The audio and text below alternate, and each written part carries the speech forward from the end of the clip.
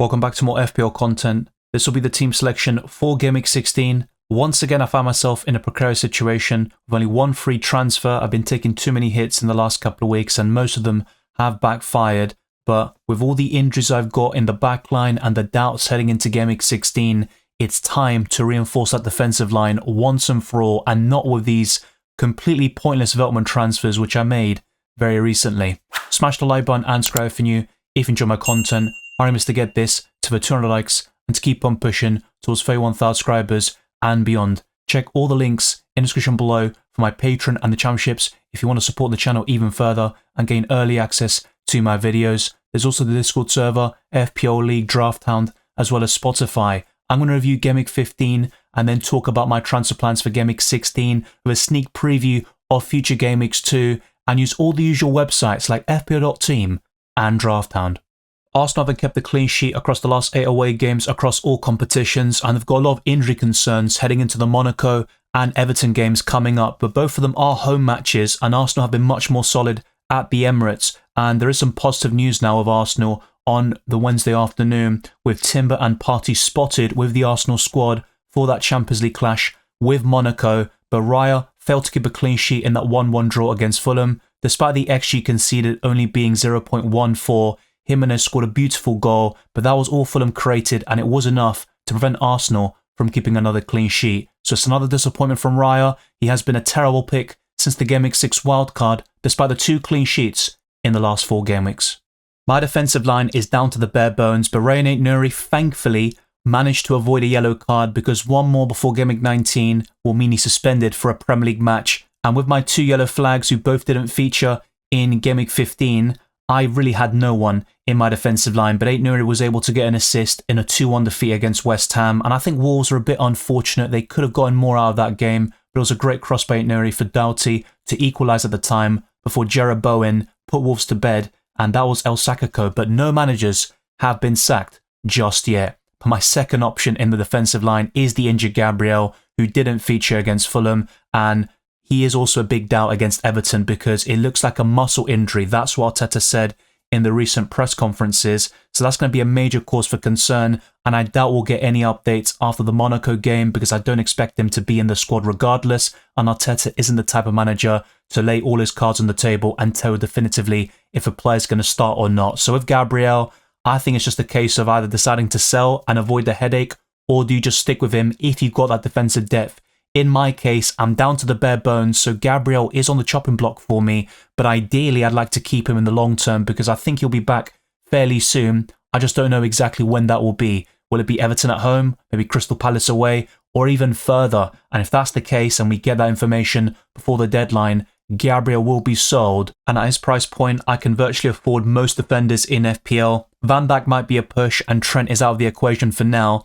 Ideally though, I'd sign 2 defenders for the upcoming weeks. My final option in this position was Van den Berg, who came off the bench, so essentially I went down to 9 men as he got 0 points in a 4-2 victory over Newcastle. The only time Van den Berg got a clean sheet and 6 points was when he was on my bench when he faced Everton, and in the same game week I also had Mikalenko on my bench too. So I've got bad memories about owning Van den Berg. He has been a terrible FPL asset, averaging 1.5 points per game, and as discussed in my recent Transfer Tips podcast, I think every position is important during this hectic Christmas schedule, and I look to bolster the likes of Van den Berg and upgrade him to better options. Another option I'm very disappointed with is Semenyo, and just a couple of weeks ago I benched him for that 10-pointer against Man City, but apart from that, he got 1 return against Southampton when I first bought him on the Gameweek 6 wildcard, and that's about it. He has been a terrible FPL asset. He's sometimes had some good moments, missed some big chances against Arsenal, and when they went down to 10 men, you would have expected Semenyo to get some returns. And against Tottenham, he had some good moments, but he's not able to get those goal contributions when you most need it. And it's West Ham at home next. You ideally don't want to bench him for that fixture, but it's not going to be that clear cut, especially if it's between Semenyo and Mbeumo for a spot in your starting 11. I'll discuss that very soon in the team selection portion of this video. But next up was one of the highlights of my week in Cole Palmer. I think there was a big captaincy debate between him and Saka, and unfortunately for those that went for Saka, he blanked and had a goal disallowed at the very death, whilst Cole Palmer got a brace of penalties and also an FPL assist. So a great performance by Palmer in a 4-3 win over London rivals Tottenham Hotspur. And he's done it before with a goal and an assist last season in that very stadium, where he pretty much announced himself as one of the best options in FPL. He has been fantastic, and he's just going to get better and better, Cole Palmer. And I still think Saka is a great option. It's just the timing has been completely off with him, because I sold Isak a couple of weeks ago and I bought Saka and I missed all of their returns basically. So I'm hoping for the very best over the next couple of weeks. And facing Everton at home, I think Saka is a great shout for the captaincy. But another kind of thing I'm thankful for is keeping Bryan Mbeumo and starting him against Newcastle to deliver 13 points. And he got that assist towards the very end for Kevin Schade, and that resulted in 5 points gained. He got the 3 points for the assist and also 2 more in the bonus. So a great performance by Bryan Mbeumo, and Brentford are so strong in home matches. Will they keep this up? Maybe not, because they've got some tougher games now in that stadium, but Mbeumo can deliver against anybody. And despite some really tough games coming up until Gameweek 22, I think Bryan Mbeumo could still be a hold. The front line has been completely underwhelming in the last couple of weeks, and Cunha has blanked for the 3rd consecutive match, and he got booked against West Ham. So I've been a bit frustrated with Cunha recently, despite the fact he has been one of my best signings this season. He got some big returns when I first bought him. He got that brace and an assist against Fulham. He also got a 12-pointer when I first bought him, but it just hasn't really been up to it in the last couple of weeks, and Wolves are in serious trouble. They've got some really tough fixtures coming up very soon, but the next 2 are still very promising on paper, and Cunha is definitely a hold in that time frame.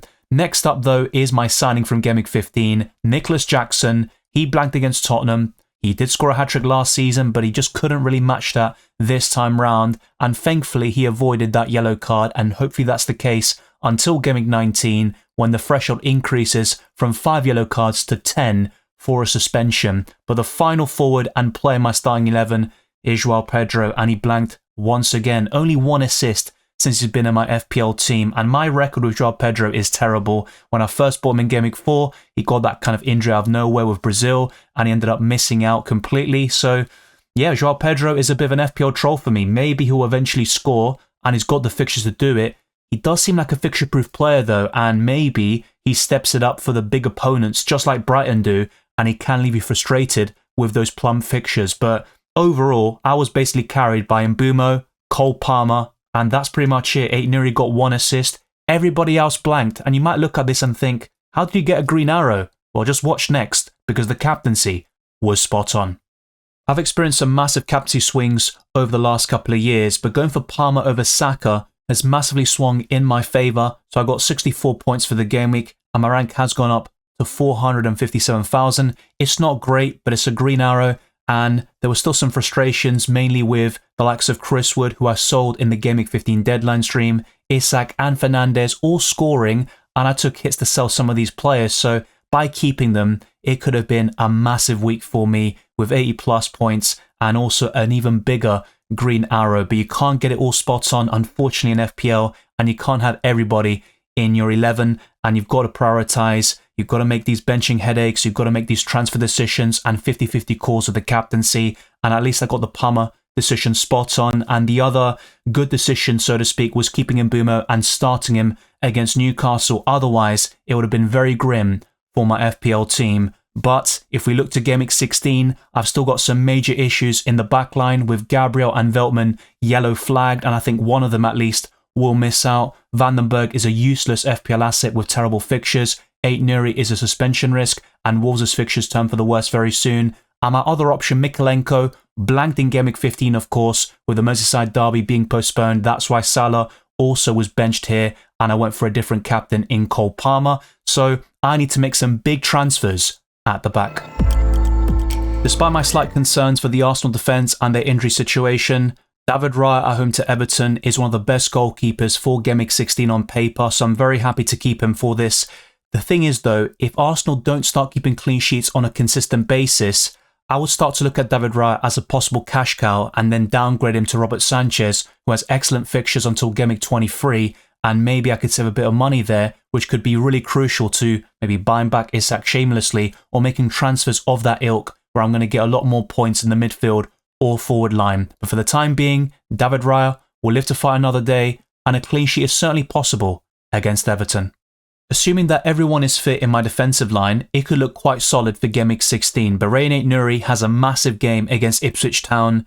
Let's see if he can go suspension free and get no bookings in this game, because you'd still want to keep him against Leicester City away. But if you're looking at a clean sheet probability, this is the game to do it, and I don't really see any for Wolves over the next couple of weeks, especially when the fixtures turn from Gameweek 18 onwards. Cunha can still do quite nicely in that period and get returns against the best clubs in the country, but I'm less confident in Nuri, and Wolves have been terrible defensively. Gary O'Neill is still under heavy pressure to be sacked, and once they have a replacement lined up, we'll probably see him booted out of the door, and there's a lot of uncertainty with Wolves at the moment. But my second option is another kind of uncertain option in Gabriel. Is he going to play against Everton? At the moment, I'd probably say no, but the hope is that he's kind of rested against Monaco and he has some training sessions over the next couple of days and starts against Everton, because I think Arsenal have a massive boost there from set pieces, and also defensively they will look much more solid with Gabriel compared to Kivior, and you've got that great Arsenal defender in your ranks for the long term, and I personally think Gabriel is the best defender in FPL if he is available, but that is a massive if. Otherwise, you might be safer going for the likes of Trent or Virgil van Dijk, with Liverpool looking imperious in the Champions League and Premier League. But my final option is another yellow flag player in Veltman, one of the worst transfers I've made all season. I'm hoping for one return out of him somehow, and it's Crystal Palace at home next. If he does start this game, a clean sheet is possible, but with Lamptey getting a goal and an assist in the last 3 game weeks, it looks like I signed the wrong Brighton fullback, unfortunately.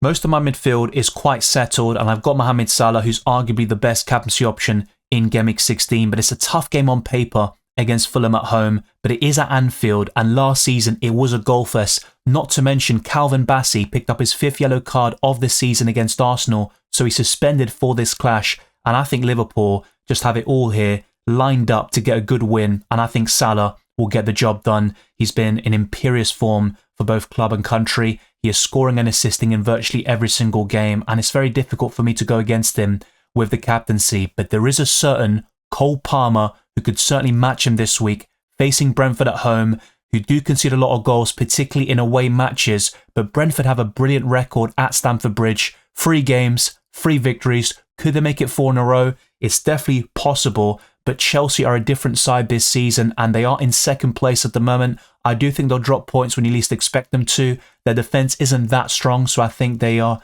definitely there to be targeted, and we saw that against Tottenham, but their attacking play has been amongst the best in the league. They've scored the most goals in this division, and no matter what happens, whether it's a draw, a Chelsea win, or Brentford maybe sneak a victory, I think it'll be a high-scoring affair, and Cole Palmer will be heavily involved in everything that Chelsea do. And the same applies to Bukayo Saka and Arsenal facing Everton at home. We've seen some big scorelines over the years at the Emirates. It was 2-1 last season in Gameweek 38, and it was a very cagey game, with Arsenal having the title on the line. You also had a 4-0 victory in the season before. So I do think Arsenal can score a lot of goals in this particular match, but if they've got more injury problems over the next couple of days, that could certainly put a damper on proceedings. And Everton had a big rest with no game over the weekend because the Merseyside derby was suspended, and also no midweek action in European football whilst Arsenal play Monaco. So there could be a slight advantage to Everton here, but you'd still expect Arsenal to get the win,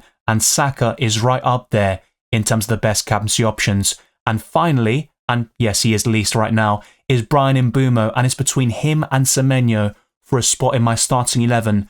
At the moment, I'm going for Brian Mbeumo. He has a solid record against Chelsea, and with Brentford also winning every single game at Stamford Bridge, I might be tempted to take a punt here on Brian Mbeumo, but I think the vast majority of you would suggest Semenyo facing West Ham at home. That is a much better fixture on paper, and I certainly don't deny that, but in terms of an FPL asset, I don't think Semenyo is anywhere near Brian Mbeumo. I'm opting for a 3-4-3 formation despite all forwards in Gameweek 15 letting me down. Matheus Cunha has Ipswich Town at home. A lot of you might be considering a move to Isak, and I think that is worthwhile, but I also look at Cunha and think it's not an ideal time to sell him. You might be looking at Gameweek 18 to make such a move, or maybe even in Gameweek 17, but with a home fixture against Ipswich Town, and Cunha is a man of moments, he can score from outside the box and he's got that moment of magic, I think it's worth keeping him for this Plum fixture, and afterwards we can reassess if he doesn't perform well or if Wolves continue to struggle, which they most likely will do, and their record since last season has been terrible. There was a very poor run towards the end of the last campaign, and I discussed this during the summer and going into Game Week 1, and it just hasn't let off even when their fixtures turn for the better around Game Week 11. But my second forward is going to be one of my recent signings in Nicholas Jackson facing Brentford at home. In hindsight, I should have just kept Isak, and I could have always invested in Jackson later on, but the sea of green in the fixture difficulty rating is remarkable to see until Game Week 23 when Chelsea have a visit to the Etihad on the 25th of January. But in the meantime, I think Jackson is a great option up front and arguably in the top 3 forwards in FPL alongside Haaland and Isak. But the suspension risk is always going to be a problem. I've also got Nuri, who is also a concern in that regard. And with the 2 yellow flags in my 15-man squad, there's probably a lot of work to do with my free transfers. And finally, but not least here, is Joao Pedro, but he has been a massive disappointment ever since I signed him. That's twice I've bought him this season, and he's only got 1 assist in a matter of 4 to 5 game weeks, and injuries have always been a big concern with the Brazilian. But it's another great home game against Crystal Palace, and there are so many options up front this week. You've got Isak facing Leicester, you've got Jackson, Joao Pedro and Cunha, all with plum home games, even Kai Havertz facing Everton at home, even Solanke as well facing Southampton. So you've got so many choices up front, and it's very difficult to find yourself with a poor looking front line on paper. The bench doesn't look great, but I've got 1 or 2 decent options just in case. I can buy Levi Colwill for Mykolenko as I've got 0.2 million in the bank, and after the Wednesday Champions League games are completed, I might be tempted to make such a move, and this video is recorded on Wednesday afternoon and it will be published on the Thursday for all subscribers. But on the bench I've got Valdimarsson, Semenyo, Colwill and Vandenberg. So long as the Dutchman doesn't come off my bench again and deliver 0 to 1 points, I'm completely happy. So if Veltman and Gabriel miss out, then unfortunately what I just said is redundant, because Vandenberg would be another substitution and it would be pointless. He would get absolutely nothing for me. So I'm really hoping that at least one of Gabriel Veltman features, and if needed, Levi Colwill can come off the bench. Admittedly, it's not an ideal fixture against Brentford. I think Chelsea will concede in this game, but it's better than nothing. And with those fixtures for the next 8 game weeks essentially, I think Chelsea defenders are worth investment. And if you have Robert Sanchez in goal, I think you've already got the best defensive coverage for the Blues. Now with the captaincy, I've got 4 options in my opinion, but only 3 of them I'm looking at very much. And that includes Salah, Palmer and Saka. And if I had Isak, I'd be very tempted to place the armband on him. But Jackson is certainly not a bad choice. And you might even take a punt on a Cunha or Joao Pedro and find yourself with massive returns. But I'm looking at those 3 midfielders and they look amazing this week. And I'm going to favour Salah because of his form. He scored a penalty in midweek against Girona, despite not playing particularly well. But Liverpool didn't really have to do that. And that's 6 wins out of 6 in the Champions League with only 1 goal conceded. They have been flying across all competitions. And you might be thinking, when is Salah going to be rested? I'm looking at the Carabao Cup next week against Southampton. That is a prime time to give Salah a rest and also rotate with that Liverpool squad. They're going to go strong in the Premier League. They've got that advantage. Chelsea are applying a little bit of pressure at the moment, and you can't discount Arsenal completely. The same goes for Man City. If they get going, Liverpool will be under serious pressure and trouble, and in the second half of the season there will be some blips. So I think Liverpool need to get as many points as possible and carry on the momentum that they're currently showing. As always, there's a link to Drafthound in the description below. I'd highly encourage you to check it out, and many of you have been signing up using my link. So they are recommending selling Mbeumo to Enzo Fernandez, who looks like the best budget midfielder at this moment in time. But I'd also be a bit careful about this particular move because it would block you from triple Chelsea with Jackson, Palmer, and then Sanchez in goal, or Levi Colwill, which for me is the ideal Chelsea triple up. But Enzo Fernandez is certainly not a bad punt if you're looking for a budget midfielder right now. They also recommend Semenyo out for the Argentine, and if not, Gabriel to Saliba, which might be on the cards for me if the Brazilian is out long term, and then Mykolenko to Howson. That could be another choice that's worth investment. But my current plan, and I haven't made the transfer yet, is to sell Mykolenko to Levi Colwill. So if you go to the player rankings, we can do this very easily. We just put Colwill here and just sell Mykolenko, and it's going to be at the click of a few buttons all done for you. so it's currently on chance of scoring. But if we look at the expected points for the next game week, Salah, Palmer, Saka, Isak, Haaland, Saliba, Enzo Fernandez, Son, Trent and Cunha make up the top 10. And with their optimization tool, clicking this green icon, they recommend starting Colwill over Veltman, which makes sense to be fair. And the captaincy is pretty much what I talked about throughout most of this video. Salah with the armband and Palmer with the vice. Everything else is pretty much what I discussed. So they've gone for Mbeumo over Semenyo, so I'm in agreement there. And I might end up having to start Colwill as Veltman has disappeared off the face of the earth ever since I signed him. That has been such a frustrating signing and completely pointless. It also meant I took a hit instead of making free transfers, and that has resulted in many points dropped over the last couple of game weeks. But it still has been green arrows more often than not, and I'm hoping for more of the same in the next couple of weeks. And with Jackson breaking the trend of poor transfers with some returns against Brentford, and in the long term, which is certainly a possibility with Chelsea's fixtures being so good until January. But let's now head over to FPL Team to discuss Game Week 17 if I go for Colwill at the back.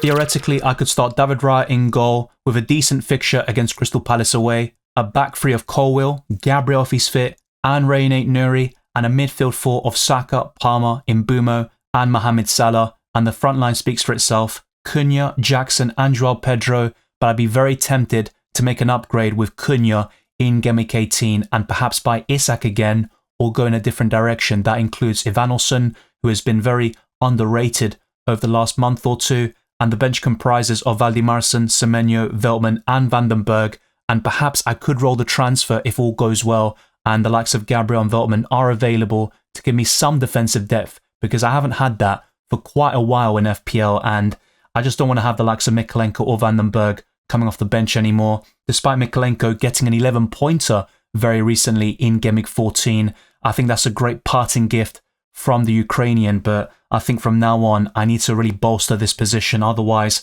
I could be in some big trouble. Ideally, you want to focus your transfers in the midfield and forward line, but I've already got a solid base here for now, and I've made a lot of transfers in this position very recently, and it just has resulted in missed opportunities, getting on players at the wrong time, missing Saka and Isak's hauls, and I don't want to go through that frustration again, and instead have some stability and give some consistency and faith with the players I have.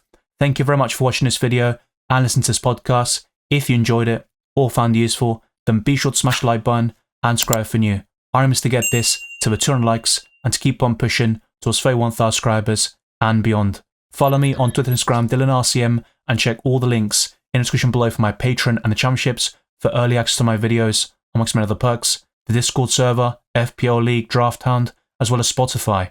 Leave a 5-star review on my podcast. It goes a long way to support my channel. I wish you all the best of luck for Game Week 16 and the rest of the season, and I'll see you next time.